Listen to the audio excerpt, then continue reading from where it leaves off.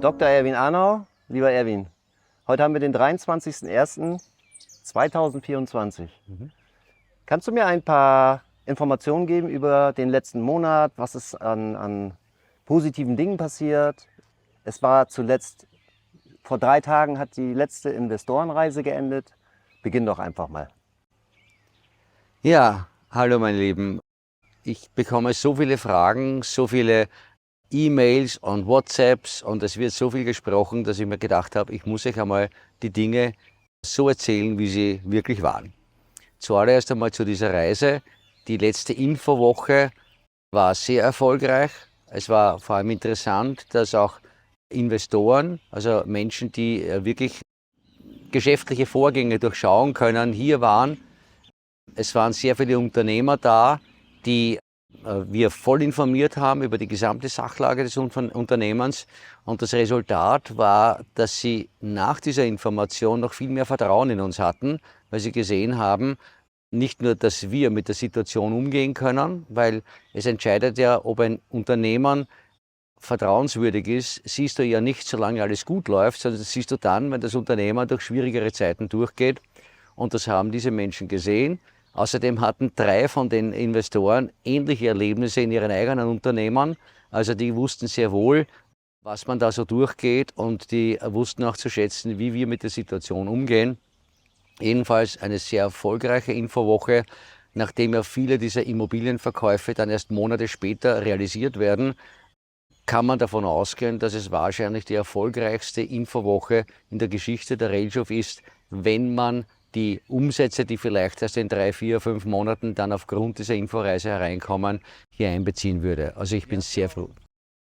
Ihr habt ja auch Fragebogen rumgehen lassen, im Anschluss, also kurz bevor die Neusiedler hier weggefahren sind, um einfach mal die Meinung zu hören. Da konnten sie sich äußern und die Melanie hat mir erzählt, dass 1, 2 Leute auch gesagt haben, ich habe mich gefühlt wie zu Hause. Also schon während der Infowoche.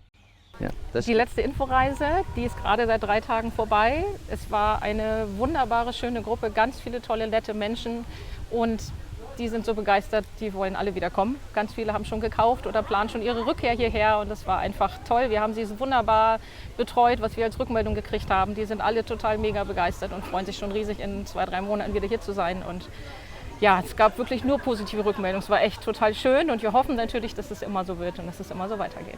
Wir haben aus Marketingzwecken, Qualitätszwecken haben wir einen Fragebogen eingeführt. Bei dieser Reise haben wir den tatsächlich zu 100% wiedergekriegt und das, was ich bis jetzt gesehen habe, war 100% positiv, 1000% positiv. Die waren alle sehr begeistert. Da kamen tatsächlich so Aussagen wie, es war so schön hier, ich fühlte mich wie in meinem neuen Zuhause. Und ja, was Schöneres kann es eigentlich für uns als Dank eigentlich gar nicht geben. Ja. Das Gefühl haben die Menschen, sie sind hier zu Hause, weil zu Hause bist du dort, wo die Menschen sind, die dich verstehen und die du liebst. Dort bist du wirklich zu Hause. Alles andere sind nur Häuser oder auch Menschen, mit denen man zufällig in der gleichen Familie ist. Das kann natürlich dort auch sein, dass man dort das Herz auch hat, in der Familie durchaus. Aber wirklich ist man dort zu Hause, wo die Menschen sind, die dich verstehen und dich lieben. Und das ist hier der Fall. Also es war wunderschön, wir haben alles offen ausgesprochen, wir haben keine Frage, sind keiner Frage ausgewichen. Es war wunderschön zu sehen. Sogar bei der Fragestunde hat einer der Teilnehmer Videos vorgespielt und gefragt, was sagst du dazu? Das war herrlich, weil die eine Frage war, wann wird der John Travolta im El Paraiso Verde auftauchen? Dann habe ich das beantwortet, ganz locker, habe gesagt, das glaube ich nicht, dass das passieren wird, weil die Scientologen dürfen ja nicht mit mir reden. Ich darf mit jedem Menschen der Welt reden, aber die Scientologen dürfen ja nicht mit mir reden, was ich sehr genieße seit 23 Jahren oder 25 Jahren. Die Freiheit, aber es war so interessant, weil er hat mich das gefragt und ich habe dann gesagt, naja, würde John Travolta, was nicht passieren würde, im El Paraiso Verde auftauchen, wäre meine Frage an ihn im Bam Bam Bo, warum warst du denn eigentlich auf Epstein Island? Und dann gab es großes Gelächter und die Frage war beantwortet. Stichwort Gefahr erkannt, Gefahr gebannt.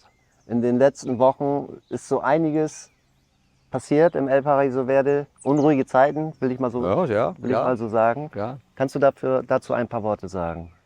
Naja, dazu muss ich ein bisschen von Anfang an anfangen, sonst versteht man das ja nicht. Gerne.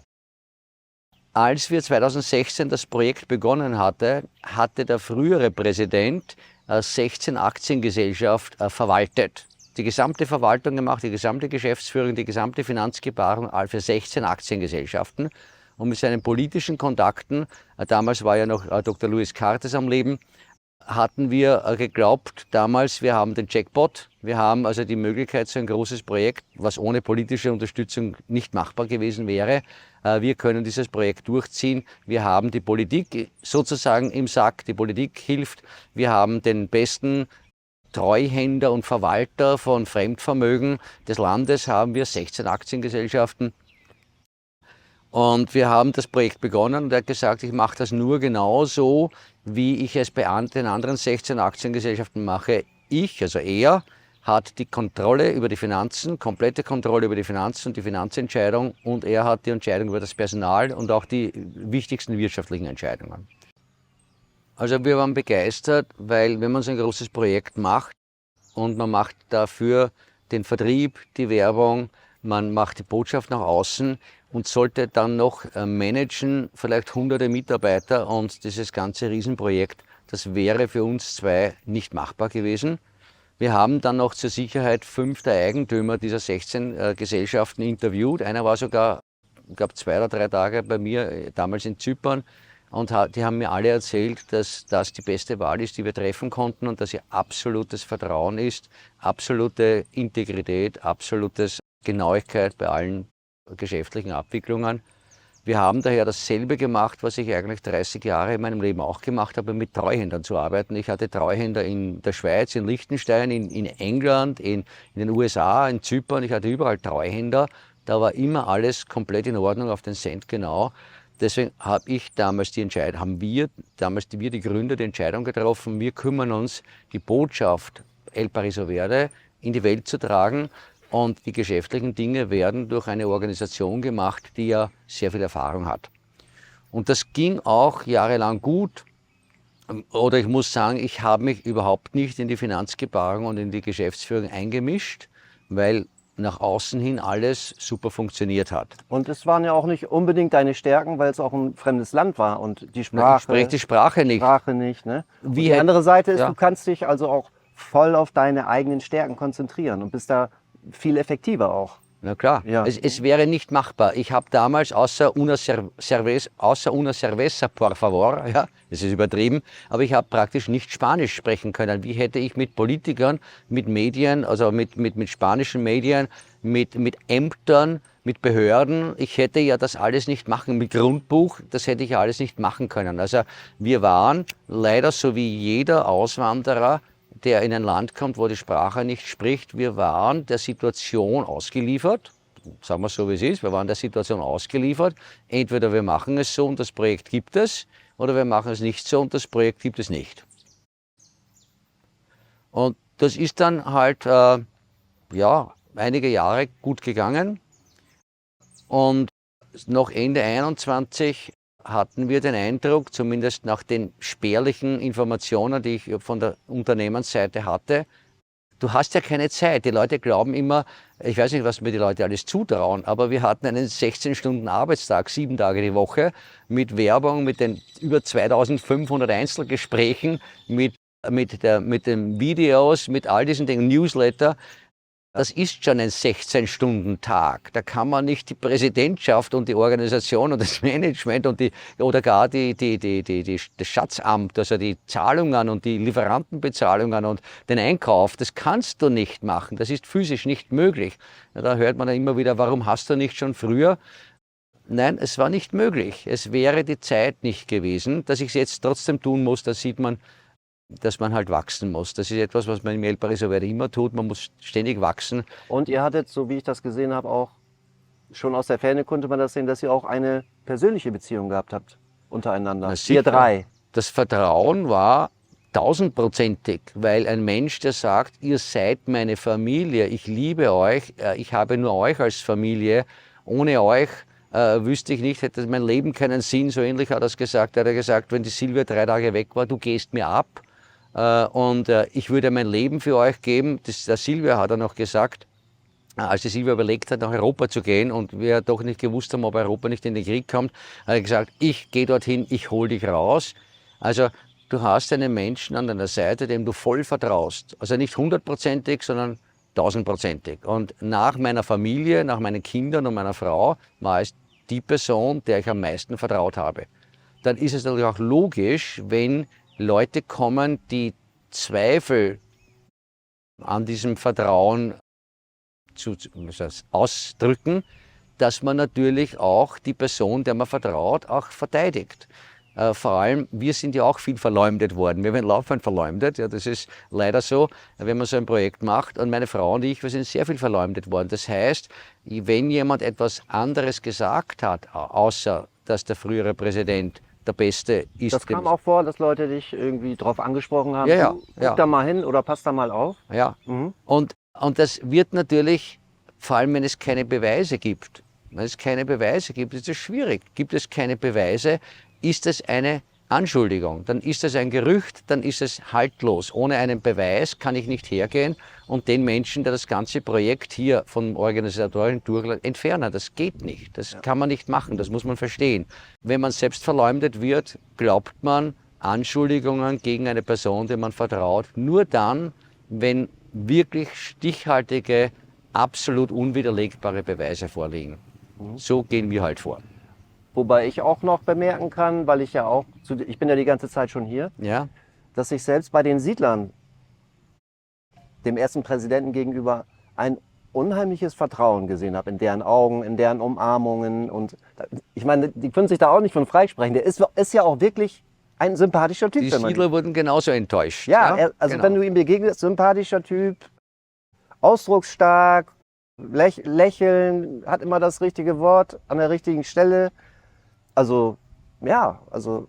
Ja, Ne? genau. Ich sehe das auch so. Menschen in dieser Art sind sehr oft sehr jovial, sehr amikabel und hier durchzuschauen, das dauert einige Zeit und ist sehr schwierig. Für uns war es auch eine menschliche Enttäuschung, weil wir hatten auch ihm vertraut als Inländer, als Kenner der Szene und mit Deutsch, Spanisch vertraut, in der Politik zu Hause mit allen Großen, mit dem Präsidenten am Tisch sitzend. Da gehst du doch davon aus, dass du einen soliden Partner hast, auf dessen Wort du zählen kannst. Das, was ich gesehen habe, ist, ich habe eine sehr direkte Art. Und ich sage den Leuten direkt auf den Kopf zu, ob das ihnen passt oder nicht, was ich denke. Und auch die Silvia, sehr gerade, aber auf uns kann man sich verlassen. Ja. Und wenn jemand kommt mit einer jovialen Art und den Whisky einschenkt und immer einen guten Scherz hat und immer sozusagen eine elegante Art und Weise, die habe ich halt nicht. Ich bin halt gerade und das passt auch nicht jedem. Mhm. Ist natürlich, ich sag mal, du eilst deinem Ruf voraus, du bist genial in dem, was du tust, du bist brillant im Verkauf oder in Werbung, in allem Möglichen. Bei den Drehs, du kannst dich, ne, du bist ein intelligenter Mann, du bist Jurist sogar, ne? Ja. Und da ist es auch klar, dass dann eventuell Siedler vermuten würden, wieso hat der Erwin das nicht gemerkt, der muss das doch wissen. Ne? Weil du jeden Tag, das Erste, was du machst, du klappst den Computer auf und beginnst zu arbeiten. Das Letzte, was du machst, du klappst den Computer zu. Und ich habe schon überlegt, Tirelschow auf Ehestörung zu klagen, weil sogar in unserem Ehebett, ja, das tue ich einmal intime Geheimnisse ausplaudern, das ist immer über das Geschäft. Es ist einfach nicht lustig. Man muss sich wirklich konzentrieren, dass man überhaupt eine Minute Privatleben hat. Und da noch die Buchhaltung, die Finanzen, das Management, das Personal mit Hunderten von Mitarbeitern, das auch noch zu führen, ist physisch nicht möglich. Es ist so schön, was das manche Leute mir, Superman-Fähigkeiten zutrauen, aber ich bin mehr kann ich halt nicht. Ich kann Erwin sehr gut verstehen. Erwin ist der brillante Marketingmann, der brillante Verkäufer. Und das ist seine Welt, das kann er gut. Und Darauf hat er sich bei seiner Arbeit konzentriert, weil die Absprache in der alten Administration war ja, der alte Präsident macht alles, Finanzen, macht Bau alles und Erwin sorgt sich dafür, dass die Siedler herkommen. Das war eine strikte Arbeitsteilung. Inwieweit das beim Unternehmen dieser Größenordnung sinnvoll ist, inwieweit dort aus meiner Sicht auch Fehler gemacht worden sind, keine Frage. Aber es ist müßig, jetzt darüber nachzudenken, weil es ändert nichts am Ergebnis. Weil ich die Situation von Erwin sehr gut nachvollziehen kann. Als ich meine Firma aufgebaut habe, habe ich für das Thema Finanzen, habe ich für das Thema Buchhaltung 0,0 Interesse gehabt. Ich habe mich um Kunden gekümmert, ich habe mich um Aufbau bemüht und war dann in meinem Wahn damals, Umsatz kam rein, Geld kam rein, wieder neue Büros eröffnet, wieder neue Möbel gekauft, investiert und nach dem Motto, wenn ich alles investiere, dann muss ich ja keine Steuern zahlen. Und zum Glück kam dann meine jetzige Partnerin damals in mein Büro als Interessentin, als Kundin und zeigte mir dann, auf welcher Bombe ich sitze, weil ich hätte müssen schon monatlich Zahler bei der Umsatzsteuer sein und war noch als Jahreszahler eingestuft. Und wir waren im September, Oktober. Das heißt, da hatte sich eine gewaltige Summe angespart, die ich hätte schon längst bezahlen müssen. Aber ich habe mich nicht drum gekümmert, weil ich hatte einen Steuerberater, ich dachte, der macht das, der wird das schon sagen. Also es ist ja eigentlich bis Ende 21, zumindest nach meiner jetzigen Wissenschaft, sagen wir zu 95% alles auch gut gelaufen oder ordentlich gelaufen. Die Leute, die Geld wollten, weil sie das Projekt verlassen haben, hatten damals alle ihr Geld, Ende 21. Alles war bezahlt, war alles gut.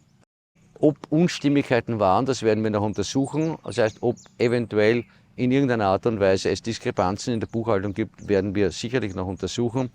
Seit 2022 gab es immer noch Rinderzucht, die wir aufbauen wollten, auf bis zu 14.000 Rinder, irgendwo bis 10.000 bis 14.000 Rinder, gab es noch das Vertrauen, also auch wenn im Zuge dieses Wahlkampfs, im Zuge der ganzen politischen Arbeit, wenn hier irgendwo Kosten entstanden wären, ja, das ist ja alles immer spekulativ, mit der Rinderzucht bringen wir alles in Ordnung. Das war damals noch der Fall. Das übrigens bis zum 19. Oktober letzten Jahres bin ich davon ausgegangen, dass mit der Rinderzucht alles repariert werden kann. Bis zum 19. Oktober, ein wichtiges Datum. Aber es gab Unstimmigkeiten. Ich habe dann Ende Juni, als ich gesehen habe, dass Baumaterialien nicht da waren oder Bauarbeiten nicht durchgeführt wurden, habe ich dann den Bau übernommen, weil ich sonst nichts zu tun hatte. Und habe dann noch mehr gesehen, dass im Bau Beträge fehlen. Ich habe dann haben wir diskutiert, wie können wir das in Ordnung bringen. Am 9. August 2023 hat der frühere Präsident vor allen Siedlern sich entschuldigt für diese schwere Zeit und hat vor den Siedlern versprochen, er wird alles in Ordnung bringen. Ich habe es auf Band, ja, er wird alles in Ordnung bringen. Er wird allen, die Geld von uns beanspruchen, dafür sorgen, dass sie ihr Geld kriegen. Er wird alles in Ordnung bringen. Eine Frage. Sind zu dieser Zeit Siedler auf die Barrikaden gegangen? Oder Nein. Also es gab Unzufriedenheit. Du hast immer, weißt du, es sind derzeit 10% der Siedler unzufrieden. Ja? Und das ist halt so. Das kann ich nicht, wenn jemand nicht in die Zukunft schaut, sondern in der Vergangenheit hängen bleibt. Und was wäre, wenn und warum hat er nicht und warum tut er nicht, das kannst du nicht verhindern. Also wir haben 4-mal von vorne angefangen. Das erste Mal sind 100% der Leute gegangen, das zweite Mal 90% der Leute, das dritte Mal 46% der Menschen gegangen. Und jetzt werden vielleicht 5 bis 10% im Endeffekt auch das Projekt verlassen, weil sie ihren Groll oder ihren Ärger einfach nicht, sie können nicht in die Zukunft schauen. Und das ist halt so. Ja? Ich muss in die Zukunft schauen, weil sonst wird das nichts. Sonst kriegen die anderen, die an uns vertrauen, ja auch ihr Geld nicht. Also jedenfalls am 9. Okay. Ja. Ich meinte es eigentlich, du hast die Zahlen gesehen. Ja. Hast du denen das dann erzählt? Ich hatte bis zum 17. Oktober keinen vollen Einblick in die Zahlen. Mhm. Und ich hatte auch danach keinen vollen Einblick, weil es wurden sämtliche Computer des ehemaligen Präsidenten wurden mir in einem gelöschten Zustand übergeben. Was ich fragen wollte, sind die Siedler in der Zeit schon auf dich zugekommen? Du Erwin, unser Bau geht nicht weiter oder das Ja. meinte ich damit? Ja, ja. Sind Sie auf die Barrikaden gegangen? Oder? Nein, es gab nicht auf die Barrikaden. Nein, Unstimmigkeiten. es gab Beschwerden, weil nichts weitergeht. Und deswegen habe ich am 23. Juni den Bau übernommen, weil die Beschwerden bei mir gelandet sind und ich gesehen habe, dass offensichtlich in diesem Baumanagement etwas nicht rund läuft. Und habe dann zwischen 23. Juni und gegen Mitte August gesehen, dass erhebliche Beträge fehlen. Die haben wir dann am 17. Oktober bei der Amtsübernahme auch definiert. Erhebliche Beträge. Ja, und als wir vom Urlaub zurückkamen, haben wir gehört, hier ist die Bombe geplatzt, ihr werdet gespannt sein, was hier alles los ist. Und dann haben wir eben erfahren, dass der erste Präsident weg ist und dass irgendwas mit Geldern los sei, die nicht mehr da sind. Und ja, viele haben sich Gedanken gemacht, haben sich Sorgen gemacht. Aber ich hatte da irgendwie von vornherein ein ruhiges Gefühl und bin auch heute noch im Vertrauen. Also Gleich die Good News, alle Bauten gehen derzeit weiter und wir werden in den nächsten 4 Wochen 8 Bauten fertigstellen. Also wir hoffen, dass wir innerhalb der nächsten 12 Monate alle alten Bauten vor der Übernahme meiner Präsidentschaft fertigstellen können. Wir werden das tun, das hat Priorität. Also wie gesagt, am 9. August hat der frühere Präsident versprochen, er bringt alles in Ordnung, zahlt alles. So Anfang bis Mitte September ist mir dann bewusst geworden, er wird das nicht in Ordnung bringen, er kann es nicht in Ordnung bringen, er wird es nicht in Ordnung bringen und er will es auch nicht in Ordnung bringen. Anscheinend, ja, das kann man immer noch ändern, wir sind immer in der Hoffnung, aber die Hoffnung stirbt zuletzt. Also ich habe gewusst, ich muss es in Ordnung bringen. Ne? Und das ist totale Freiheit, haben wir immer den Leuten gesagt, das ist totale Verantwortung. Da bin ich wirklich sehr, sehr dankbar, dass Erwin und Silvia als die Initiatoren des Ganzen, bei allen Fehlern, die sie in der Vergangenheit gemacht haben, keine Frage, mit aller Kraft dafür sorgen, dass das Ganze wieder ordentlich in Fahrt kommt, dass das Ganze wieder ordentlich aufgestellt wird. Und das ist der entscheidende Unterschied zu vielen, ich sag mal, Bauträgerprojekten oder ähnlichen Dingen, die wir auch aus Deutschland oder aus Europa kennen, wo dann eben, wenn es Probleme gibt, der Stecker gezogen wird, Insolvenz angemeldet, gut ist. Der Bauträger, der Initiator hat seine Kohle ins Trockene gebracht und die anderen stehen im Regen und müssen zusehen, wie sie dann mit dem Rest klarkommen. Und wenn ich in meinem Leben glücklich sein möchte, kann ich niemals, das geht nicht, mein Glück auf dem Unglück anderer Menschen aufbauen. Das funktioniert nicht. Daher, aufgrund dieser Lebenseinstellung, die wir haben wir gesagt, wir haben auch die totale Verantwortung dafür. Wir haben diese Menschen hierher gebracht, die Menschen haben uns vertraut. Hier gibt es offensichtlich in unserem engsten Kreis, in unserem Team, Dinge, die nicht richtig gelaufen sind. Und wir, Erwin und Silvia, die Gründer, wir werden das in Ordnung bringen. Das ist dann im September soweit leider uns bewusst geworden, in der noch immer nicht vollen Größe. Anfang Oktober haben wir dann grünes Licht bekommen. Der Kataster wird einigermaßen zeitgerecht fertig. Das heißt, für uns war noch die Frage, könnte durch den Wechsel in der Präsidentschaft der Kataster verhindert oder verzögert werden. Deswegen musste ich auch warten bis Anfang Oktober, als ich gesehen habe, nein, der Wechsel der Präsidentschaft behindert den Kataster nicht mehr, haben wir den Beschluss gefasst, dass der Präsident ausscheidet aus der Präsidentschaft, noch im Vorstand bleibt, bis der Kataster durch ist und dass wir die Geschäfte übernehmen, das heißt auch die Finanzgebarung übernehmen. Am 17. Oktober haben wir mit einem sogenannten Corto Administrativo haben wir die Geschäfte übernommen. Da werden alle Verbindlichkeiten festgestellt, alle Ansprüche festgestellt. Es wird so wie eine Art Zwischenbilanz, eine rasche Zwischenbilanz gemacht, aber vor allem die aktuellen Forderungen und Verbindlichkeiten werden festgehalten. Das wird unterschrieben, das wurde uns unterschrieben und dann haben wir am 17. die Oberherrschaft über das Bankkonto bekommen und leider waren alle Computer gelöscht, das war nicht so gut, aber wir haben die Bankkonten übernommen und haben seit dem 17. haben wir immer mehr Einsicht bekommen in die wahre Sachlage. Die Good News ist, es wird alles gut. Die weniger Good News ist, das Ausmaß war noch viel schlimmer, als wir dachten. Aber wie gesagt, das ist Schnee von gestern. Wir wissen, wir können das in Ordnung bringen.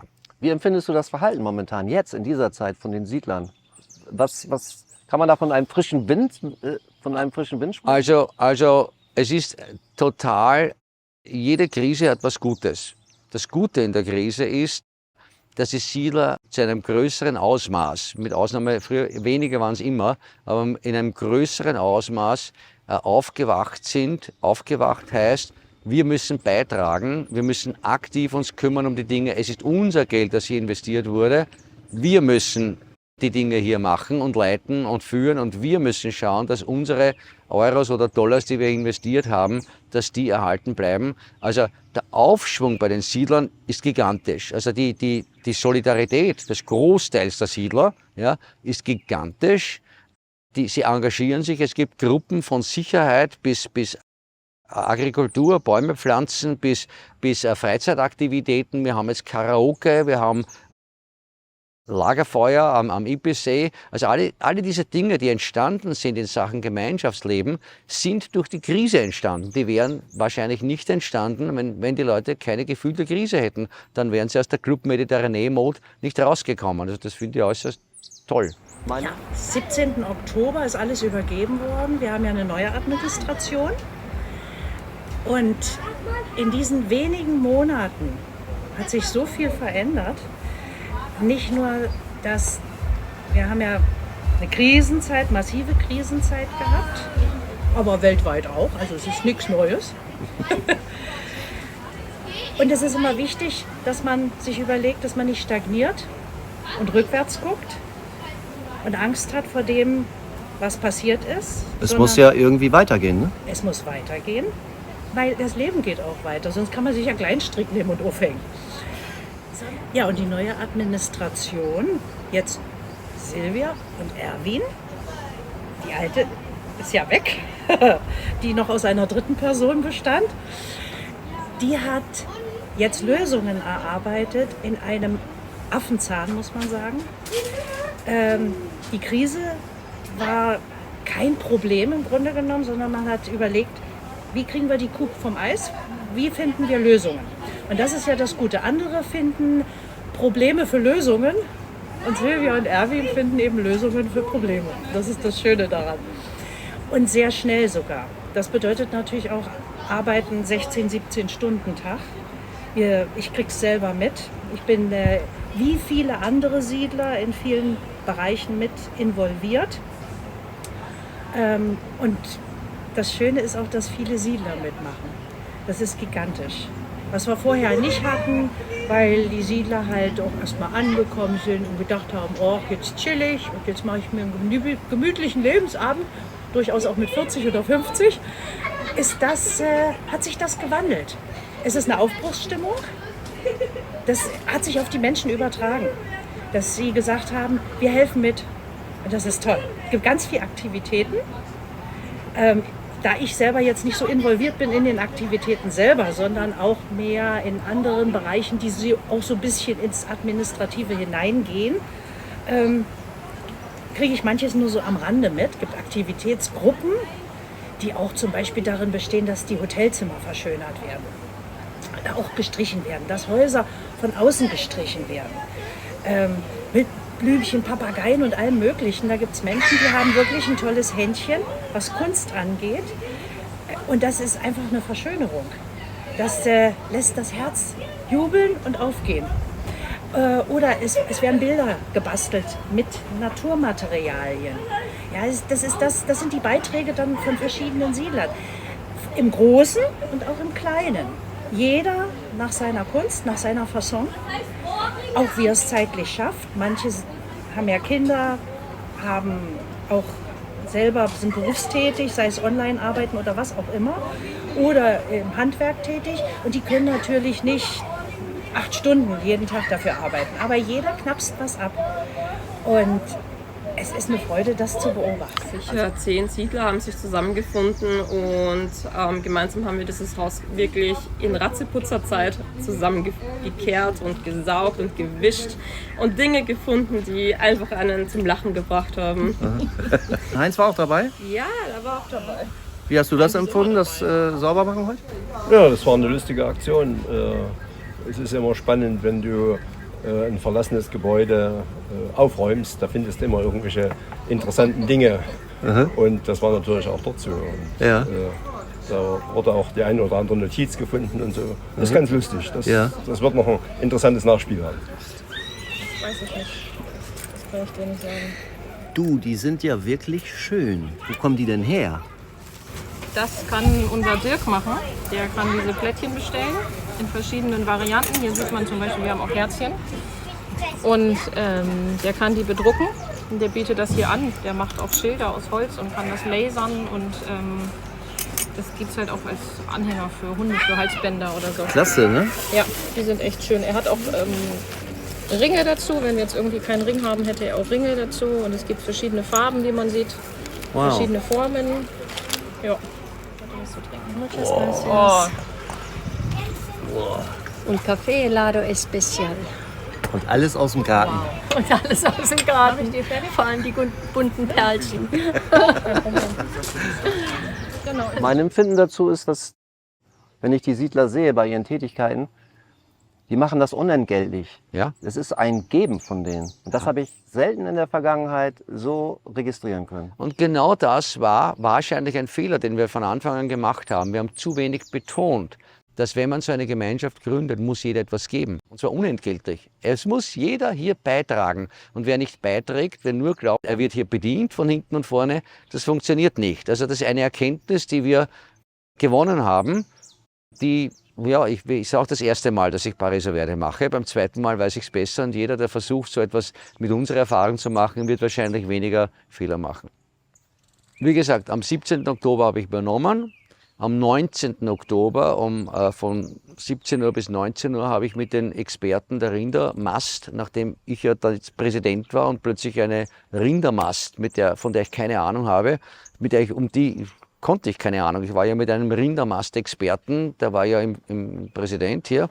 Also aber am 19. Oktober haben wir dann die Experten in Sachen Rindermast hereingeholt und sie gebeten, mir mal zu erläutern, wie dieses Geschäftsmodell Rinderzucht funktioniert, was hier wirklich zu verdienen ist. Weil die Zahlen, die ich hatte, waren, das Kapital verdoppelt sich jedes Jahr mit den Rindern. Das habe ich. Aufgrund dieser Zahlen war das berechnet. Und ich hatte dann die Experten für Rindermast bei mir, 2,5 Stunden. Es gab hier ein deutliches Gespräch über die tatsächlichen Erfolgsaussichten einer Rindermast. In die Details gehe ich jetzt nicht, aber am Ende dieses Gesprächs habe ich noch am selben Abend, also gleich unmittelbar nach dem Gespräch, das Cash-Cow-Programm und die Rindermast eingestellt. Jeder, der in Cash-Cow investiert hat, wird das Geld laut Vertrag bekommen. Allerdings nicht aus den Rindern, und das habe ich eingestellt. Wie gesagt, das Schöne daran ist, wir sind zurück zu den Wurzeln. Die Wurzeln waren eine Gemeinschaft für 4.000 bis 6.000 Menschen mit Schulen, Universität, mit diesen Wasserlandschaften, mit kulturellen Einrichtungen. Also nicht mehr 1.000 Leute, sondern 4.000 bis 6.000. Und wir realisieren El Pariser Verde, so wie wir es ursprünglich geplant haben. Das heißt, wir verkaufen die Liegenschaften, stellen die Infrastruktur her und die Bauten können dann die Siedler auch untereinander machen oder Baumeister aus den Siedlern finden sich. Wir haben ja schon einen, der Walter, der ein Leben lang Häuser gebaut hat in der Schweiz, macht hier jetzt seine eigene Baufirma. Gemeinsam mit dem Stefan wollen sie Häuser bauen. Das ist super, genau das wollen wir. Also es wären sicherlich noch 1, 2 Bauunternehmer noch in diesem Jahr nötig und wahrscheinlich all along 10 Bauunternehmer, die hier ihr eigenes Geschäft haben. Wir haben 1.500 Häuser zu bauen. Ich glaube, da würde jeder junge Bauunternehmer, der die Schnauze voll hat von Europa oder von Nordamerika, würde gerne hierher kommen. Und wir stellen das El Pariser Verde so her, wie ihr es vom Plan aus kennt. Und machen weder Rinderzucht oder Mast, wir machen das außer für den Eigenbedarf, das werden wir behalten, damit wir biologisches Fleisch haben, aber wir machen keine wirtschaftlichen Aktivitäten mehr, speziell auch keine Rinderzucht, sondern wir verkaufen nur mehr die hier jetzt verkaufbaren Grundstücke, machen die Infrastruktur und in der Zeit wird eine Siedlergemeinschaft entstehen, die ihre Belange selbst verwalten wird können, ihre Siedlerbelange. Ja. Das heißt, Sie haben auch so eine Art Einblick in die Sachen, die jetzt passieren? Also Gelder vielleicht auch? Seit wir die Präsidentschaft übernommen haben, haben wir aus Siedlern, aus qualifizierten Siedlern, also eine Steuerberaterin dabei, eine Rechtsanwältin, Unternehmer, Buchhaltungsexperten dabei, haben wir einen Finanzbeirat. Der Finanzbeirat kann jederzeit in die Konten schauen. Der Finanzbeirat berät uns über diese Zahlungen. Der Finanzbeirat hat Einblick in alles und das ist uns angenehm, weil damit wird Vertrauen wieder aufgebaut. Ja, die können in die Kasse reinschauen, die können überall reinschauen, ist überhaupt kein Problem. Ja. Und das funktioniert sehr gut, muss ich sagen. Wir haben auch einen Buchhaltungsbeirat, also aus Siedlern. Und der Buchhaltungsbeirat hat von mir persönlich die Zugänge zur gesamten Buchhaltung, die elektronisch wir haben, zur gesamten Buchhaltung vom Beginn des Unternehmens bis heute haben die Zugang. Ich meine, mehr kann man nicht sagen. Wir sind hier, wir haben nichts zu verbergen. Jeder kann, nicht jeder, natürlich der Buchhaltungsbeirat, weil nicht jeder weiß, was er schaut. Und ich finde das sehr angenehm, weil wir entlastet sind und vor allem sehr viel Misstrauen dadurch weggeht. Finde ich gut. Ja. Also wir haben leider nach Übernahme der Präsidentschaft erhebliche Rechnungen noch gefunden, erhebliche Beträge, die uns nicht gemeldet worden sind bei der Übergabe der Präsidentschaft. Das hat uns von Mitte Oktober bis einfach Anfang Januar sind immer wieder Rechnungen präsentiert worden, die nicht bezahlt waren, erhebliche Beträge. Aber das haben wir alles bezahlt oder geregelt. Wir können jetzt nach vorne schauen.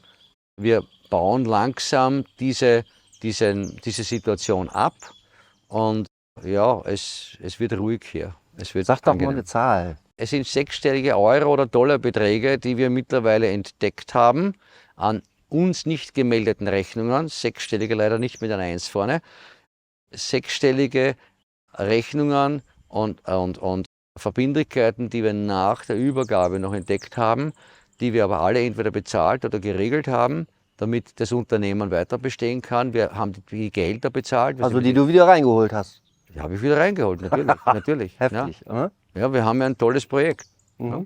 Also die Gehälter sind bezahlt, der Strom ist bezahlt, die laufenden Kosten werden bezahlt und jetzt haben wir wieder den Bau begonnen zu machen. Also es werden Dächer gedeckt wieder, es werden fast fertige Objekte werden fertiggestellt. Wie gesagt, 8 Bauten, rechne ich in den nächsten 2-3 Wochen, sind abgeschlossen.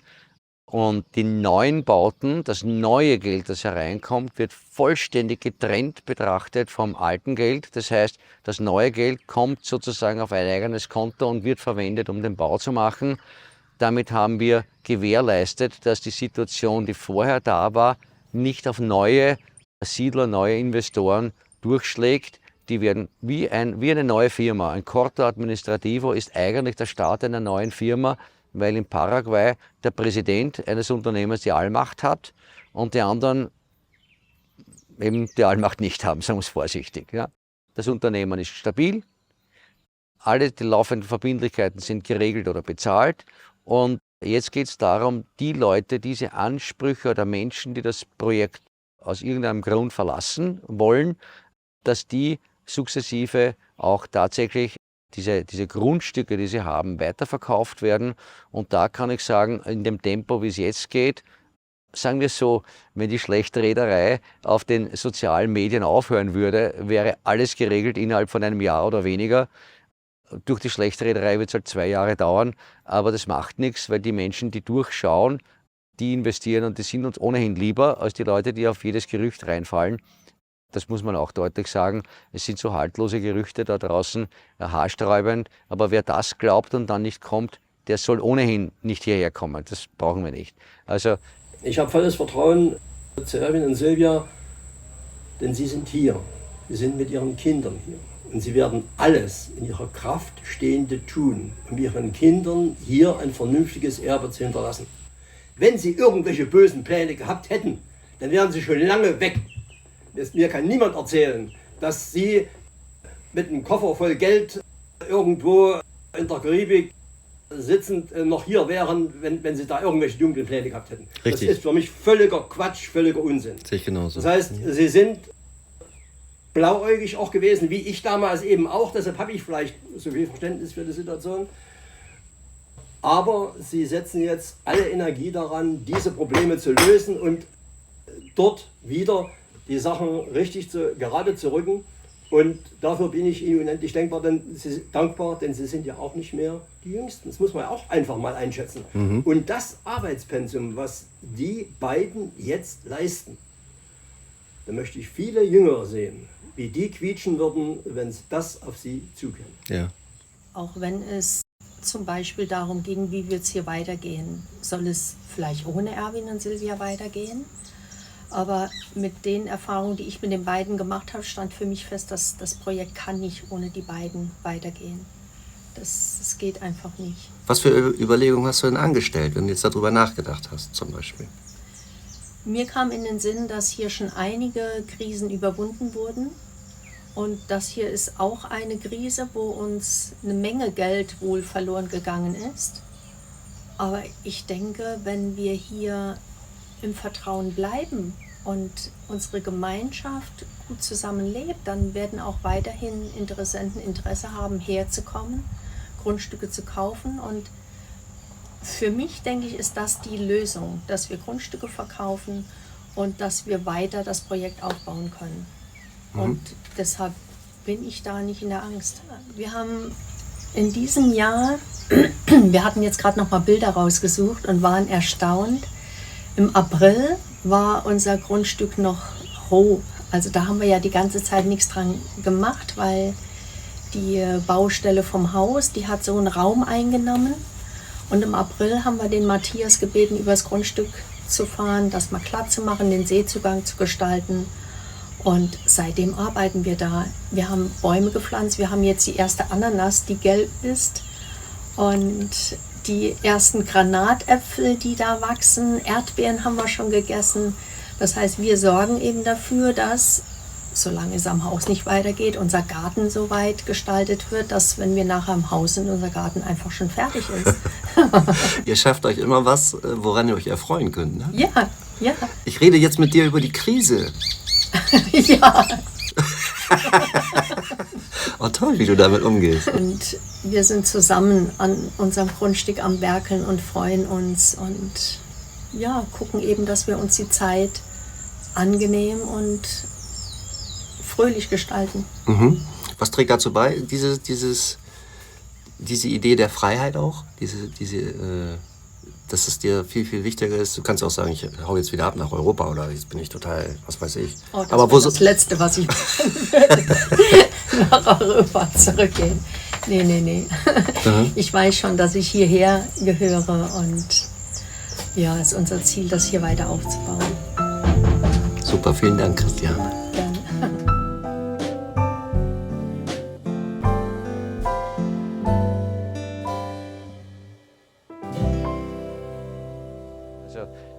Alles, was wir machen, ist mit Daten und Fakten fundiert.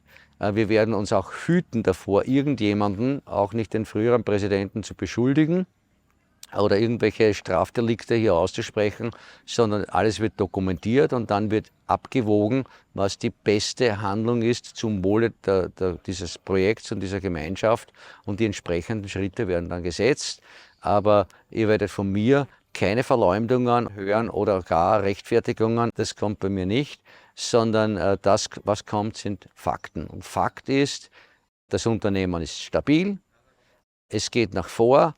Fakt ist, die Werte im Unternehmen, solange Erwin und Silvia da sind, ja, wir sind da und wir sind hier, um zu bleiben, die Werte in dem Unternehmen sind ungefähr das 6-fache von allen, die hier glauben, einen Anspruch zu haben. Das ist ja nicht einmal von denen, die wirklich einen Anspruch haben, aber von allen denen, die das Projekt verlassen wollen, die ihr Grundstück wieder auf den Markt geben wollen, die alle Ansprüche oder vermeintliche Ansprüche ohne Gegenansprüche zusammengenommen, ist ein Sechstel vom derzeitigen Wert des Grundstücks. Das heißt, ja, ich muss noch die Infrastruktur machen. Das heißt, ich habe mindestens 3-mal mehr an Substanz in diesem Unternehmen, als es Ansprüche gibt. Und mein Ziel ist es, in 1 bis 2 Jahren möglichst alle Grundstücke zu verkaufen. Alle diese Ansprüche, die berechtigt sind und wo es keine Gegenansprüche gibt, die wird es nämlich auch unter Umständen geben, alle diese Ansprüche zur Gänze zu befriedigen und das Projekt fertigzustellen. Ja, wir haben natürlich eine wahnsinnige Freude, wie das jetzt im Erdbeerreservat zugeht. Wir haben Siedler, die sich wirklich engagieren. Wir haben zum Beispiel den Stefan, der macht Brot, der backt Brot, da wirst du süchtig darauf. Herrliches Brot, auch Vollkorn, also alle, die kein Mehl, kein weißes Mehl haben wollen, Vollkornbrot, Roggenbrot, also wirklich ganz toll. Und dem haben wir jetzt den Backcontainer gegeben, den mietet er bei uns und verkauft. Ab dieser Woche eigentlich verkauft er das Brot von seinem Backcontainer aus. Wir werden dort auch einen Tisch aufstellen, dass die Leute, die ein schnelles Frühstück brauchen, mit einem Kipferl, Mohnweckerl macht, also ganz toll. Und der Stefan wird diesen Backcontainer betreiben mit Frühstück, mit Kaffee am Vormittag.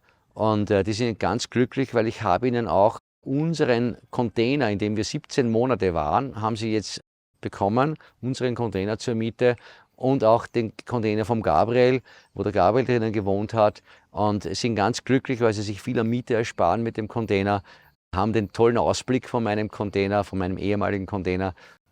Und ich gehe natürlich gerne dorthin, weil da kommen die Erinnerungen aus der Vergangenheit wieder hoch, und die Astrid macht im Container vom Gabriel jetzt ihre Behandlung an.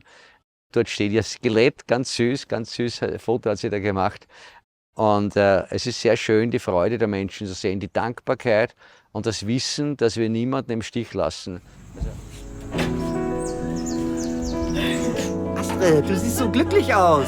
Ja, das bin ich auch. Ja, wir sind jetzt hier gerade am Umzug und deswegen, ja. Hast du eine neue Praxis? Ja, genau, die Praxis, da bin ich letzte Woche umgezogen, damit haben wir alles hier.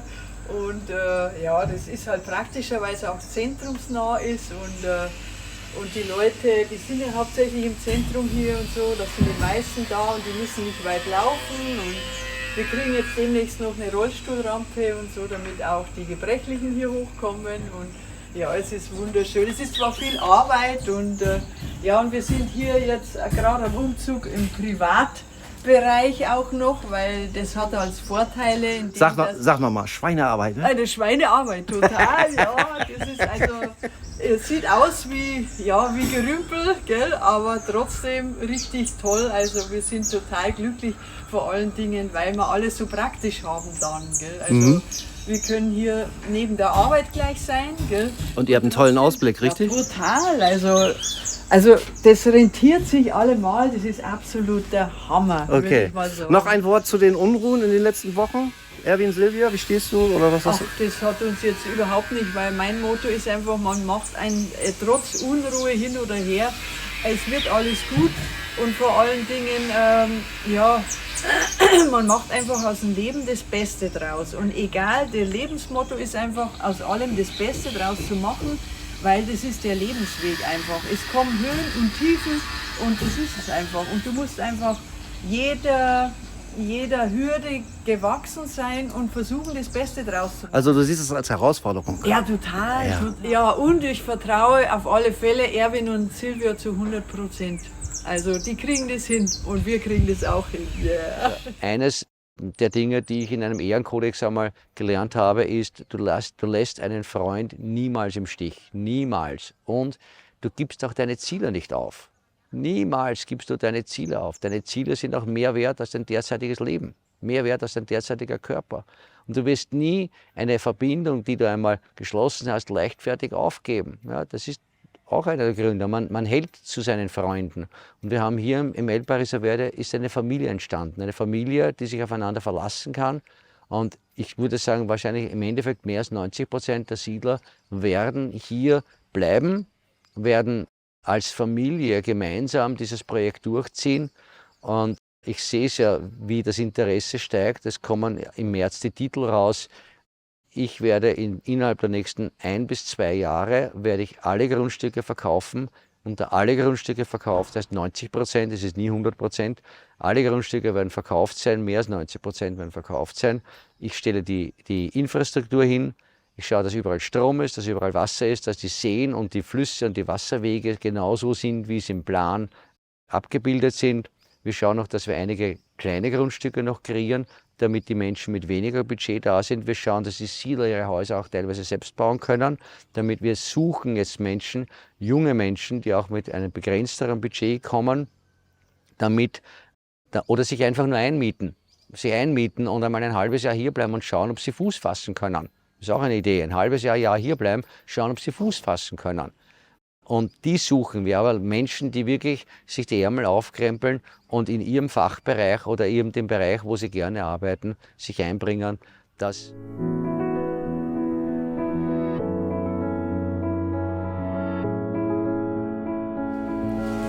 Ich bin der Sebastian und gemeinsam mit meiner Freundin Jasmina haben wir hier eine Metallwerkstatt. Wir haben Maschinen aus Österreich mitgebracht, die haben wir extra neu besorgt, weil wir vorgehabt haben, ja, hier eben eine Werkstatt aufzubauen. Wir machen unter anderem Maschinenteile, Ersatzteile wie Lager, Bolzen und alle möglichen anderen Dreh- und Frästeile, Schweißbaugruppen, ja, alles was so anfällt. Ja. Du reparierst sogar Bohrmaschinen und solche Sachen, das kannst du auch, sowas? Ja, klar, also alles was irgendwie technisch ist, mit Maschinen zu tun hat, können wir machen. Mhm. Ja, und trotz den Problemen, die es in letzter Zeit im EPV gegeben hat, sind wir überzeugt, dass Erwin und Silvia die Probleme lösen werden und dass das alles wieder in die richtige Richtung kommt. Und ja, wir zweifeln nicht daran, dass wir genug Aufträge und Kunden haben werden in Zukunft. Das ist wirklich, es ist einfach wunderschön, in Pareso Verde zu sein. Ja, Mensch, da hast du gedacht, dass du hier schön in Rente gehen kannst, aber das Leben wird hier noch viel lebendiger als vorher, ne? Herrlich. Herrlich. Ich tummel mich auch überall. Ich wollte ja eigentlich tatsächlich, nachdem ich die Bäckerei abgegeben hatte, wollte ich ja eigentlich mich auf meinen alten Teil zurückziehen. Ich habe jetzt mehr zu tun als vorher. Super. Colli, vielen, vielen Dank für deine lieben Worte. Gerne, es war mir ein Vergnügen. Es ist für uns das Paradies und es ist ein Paradies, das allen Stürmen getrotzt hat und aus jeder Krise stärker herausgekommen ist, als es zuvor war. Also es ist bereit für euch, füllt den Platz. Wir haben 250 Leute hier, da fehlen noch ungefähr 5.000, 6.000, die können noch kommen. Also kommt hierher, ihr seid willkommen, wir freuen uns, wenn ihr da seid. Wir brauchen keine Thesen und keine Theorien. Wir träumen davon, dass es Realität nicht gibt. Wir sind aus bunten Farben und wir sind aus Magie. Denn jetzt ist die Zeit und hier ist der Ort. Wir sind bereit, so sind wir geboren, wir sind frei.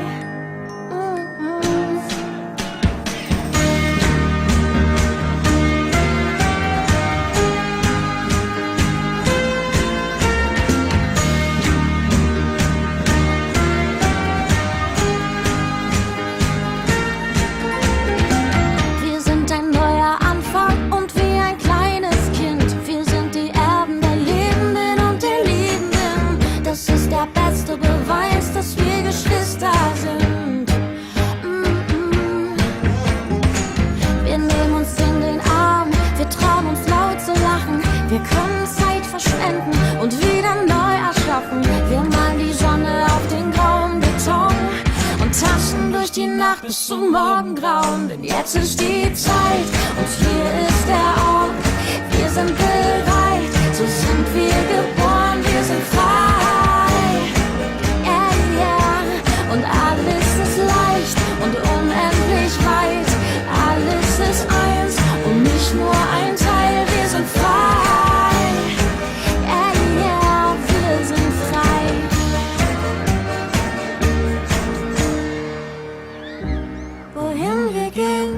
Sind keine Grenzen, mit Fantasie schlägt unser Herz. Wir brauchen Liebe und große Träume, sonst ist das Leben nichts wert.